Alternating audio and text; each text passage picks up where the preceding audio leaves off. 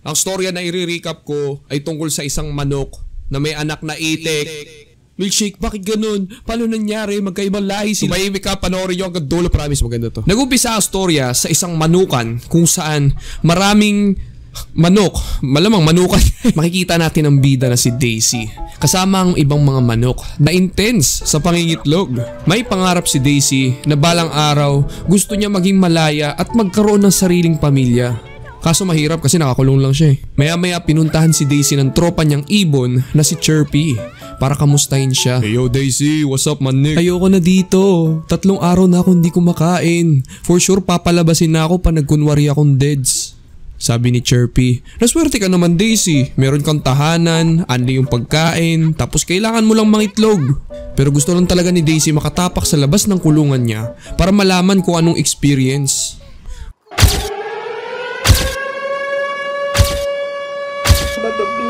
Pag mo nang alamin. Sarap kaya ng fried chicken na ulam namin. Pagtapos ng kwentuhan, biglang nahimatay si Daisy. Tapos sakto, nakita siya ng may-ari ng manukan. Kaya sinama siya ngayon sa isang burol kasama yung mga deads na manok.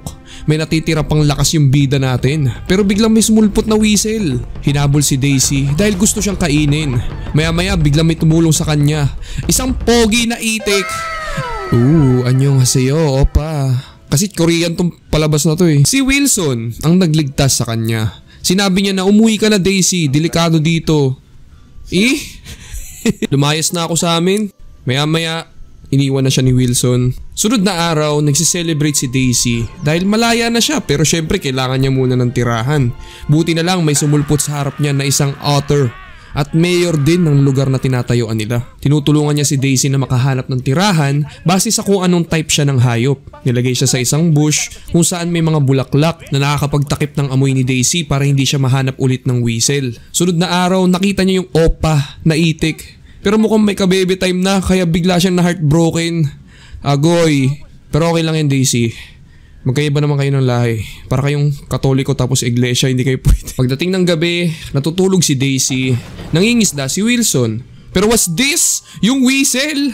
Narinig ni Wilson ang sigaw ng asawa niya pero huli na ang lahat. Dahil bit-bit na ng whistle yung asawa niya at mukhang wala ng buhay. Habang naglalakad si Daisy, nadaanan niya yung itlog ng mag-asawa.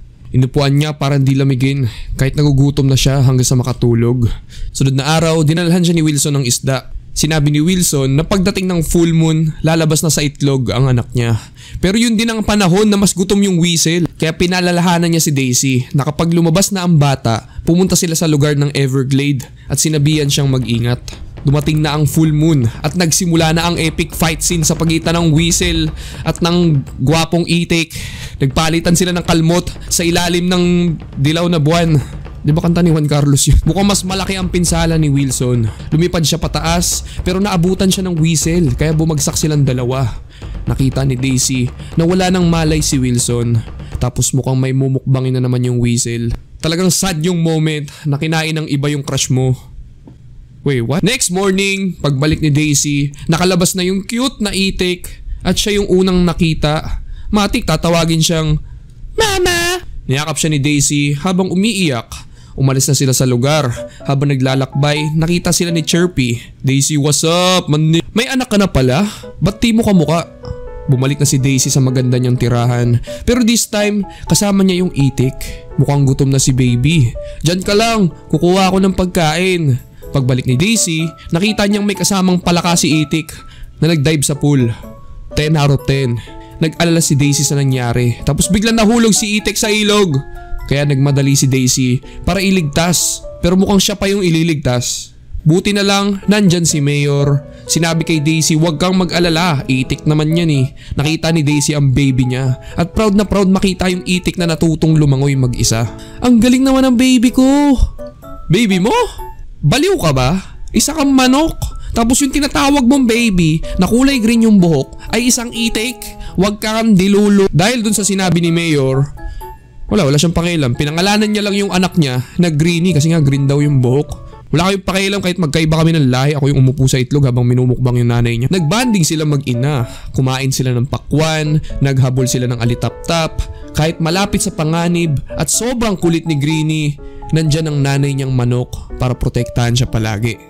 Unti-unti nang lumalaki si Greenie. Naiisip niya makipagkaibigan sa ibang ibon.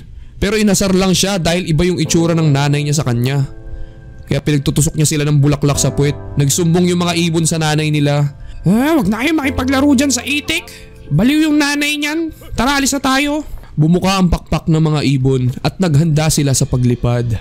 Namamangha si Greenie sa mga nakikita niya. Ang ina, nainggit ako. Next day, habang tulog nanay niya, kinukumpara niya yung paa niya kay Daisy. Naghihinala na talaga si Greenie na di sila magkatulad na ibon. Nagrereklamo na din yung mga ibang ibon kay Mayor dahil hindi dapat nararapat ang isang manok dito. Masyado daw siyang maingay at natatakot yung mga sisiw nila. Kaya sinabi ni Mayor kay Daisy na, inuulit ko, ang manok at itik ay magkaiba. Napansin din ni Mayor na isang buwan nang nagkakasakit si Daisy dahil ang manok ay hindi pwede manirahan sa ilog, di tulad ni Greenie. Pero syempre hindi nagpapa-apekto si Daisy, tapos gusto niya pa din ipagpatuloy yung pag-aalaga sa anak niya. Pero nadulas si Mayor na sabi niya kay Daisy na ayaw siya ng mga hayop dito. Kaya na-depress si Daisy sa mga narinig niya. Habang nag-e-emote, nakita siya ni Greenie. Nagsagutan silang dalawa. Sinabi ni Greenie, wag mo na akong sundan, inaasar nila ako dahil sa'yo. Nahihiya ako dahil gusto kong lumipad, pero sinabi mo sa akin hindi pwede pero magkaiba tayo. Pagkaalis ni Greenie, nagsorry si Daisy sa taas kung nasaan si Wilson. Sa paglalakad ni Greenie, nakaabot na siya sa farm. Habang kausap yung ibang mga duck, nasa likod niya pala yung farmer kaya hinuli siya. Buti na lang nandito pala si Chirpy tapos naalala niya na anak pala ni Daisy yun. Kaya agad siya lumipad para sabihin kay Daisy tungkol sa nangyayari kay Greenie. Kaya nagmadali si Daisy na bumalik sa farm. Hindi siya papayag na mapahamak si Greenie. May hawak ng gunting yung farmer. Ready na para putulin yung mga pakpak ni Greenie. Biglang nag-ultra instinct si Daisy. Tapos inawa yung kalbong farmer. Kasama niya din pala si Mayor at pinakawalan din yung mga manok. Na-distract yung farmer kaya nakatakas silang lahat. Nagigilty na si Greenie kasi nagbubulakbol siya tapos niligtas siya ng nanay niya. Tinitignan ni Daisy kung may mga galos ba si Greenie. Pero out of nowhere biglang sumulpot na naman tong whistle na to. Nagkahiwalay silang mag-ina at si Greenie yung hinabol. Na ma-corner siya, biglang sumulpot si Daisy to the rescue at niligtas siya gamit puwet. Dumiretso sila sa butas ng kahoy. Hinarangan ni Daisy yung butas para makaalis si Greenie. Pero natulak siya sa gilid, tapos muntik nang mahulog. Si Greenie na lang yung target ng whistle. Hinabol siya hanggang sa mahulog silang dalawa. Nakakapit yung whistle, pero kay Greenie hindi na siya makita. Naiiyak na si Daisy sa sitwasyon. Pero di niya alam, nakakalipad na pala si Greenie, let's go! Nakaka-proud na makita ang isang ina na nakikita yung anak niyang lumilipad. Hey! Ngayon tuwan-tuwa si Mayor dahil dumating na yung mga nagliliparang duck na kauri ni Greenie. Nilapitan ni Greenie yung mga kauri niya pero nilayuan siya dahil doon sa tali niya sa paa gawa ng farmer. Nalulungkot si Greenie dahil aalis na yung mga kauri niya. Kaya habang tulog siya, tinuka ng nanay niya yung tali kahit namamagana yung bibig. Nag-iwan siya ng konti para kahit di na sila magkasama, maaalala niya pa din nanay niya. O nga pala, nagkaroon ng karera yung mga duck, sumali si Greenie para i-prove yung sarili niya. Syempre nanalo siya, anak niya yung bida eh. Ngayon oras na para umalis ang mga duck. Pero kailangan niya muna magpaalam kay Daisy or sa nanay niya. Habang nagagala sa snow, yung manok nating bida ay may nakita sa kuweba. Tapos yung nasa loob, mga baby. Paglabas niya, nakita niya si Greenie na hinuli ng whistle.